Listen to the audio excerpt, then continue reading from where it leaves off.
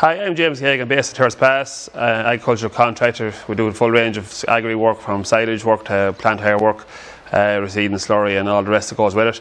We're on a fleet of Valtras here since '95, and recently we got a new T254 here. Back in '94 I ran 2 Fiat tractors at the time, just starting off doing the hire work, and we're looking at a new tractor at the time and a new slurry tanker, and went to the plough match in '94, met Gerald Clark, asked him about a slurry tanker, and he offered me a Valtra on demo as well.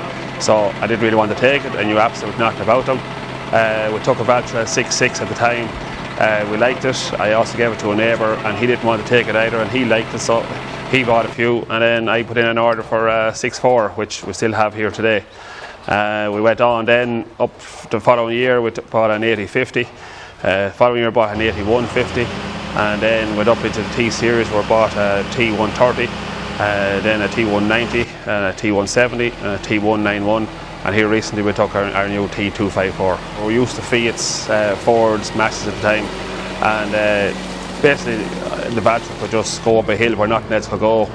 Its hauling power was fantastic, so we took a chance on it. I did a bit of research on them over in the UK, and I seen where a guy had one 16,000 hours on it and 20 pounds spent in repairs. So when I heard that, I said, we can't go too far wrong here. They are a descendant from Volvo, and Volvo has a great name in the construction game. So took a chance, and we never regretted it. Basically we've gone from strength to strength. Like they've given fantastic service. Like we've 4 of them here now, over 10,000 hours. Like brake trouble, the lowest hours we've ever done at brakes was 7,000 hours. So like there's very few new tractors hitting 7,000 on the first day of brakes. So like when you get that type of service, when you're watching your neighbours there buying tractors and trading them, and like we've tractors here now 20, 22 and 3 years old, frontline contracting, and just stay going. I know of Valtras there 22 and 25,000 hours, like it's unheard of in other brands. It's basically replacing the T190, which is here. Its main job will be pulling the big wagon. We have a Pottinger Jumbo 6010, and the plan would be to go for a bigger wagon again. The 190 was on its limit with the Jumbo, and since we got the 254, like for example, when you be loading the load of silage with the 190, when you go over half full, you be starting to slow back on the speed. It's far more comfortable. So on lanes that you're able to go that bit faster. On the roads you're able to go that bit faster. And you're bringing a bigger load because you have to pack a bigger load because you have the power. And then another advantage, which I would have been a bit worried about before I bought it, I thought it'd be probably harder on fuel, but the fuel tests we've done so far is it's burning about 50 litres a day less than the 190 at silage. So basically that's a huge saving, like diesel at 84 cents a litre now.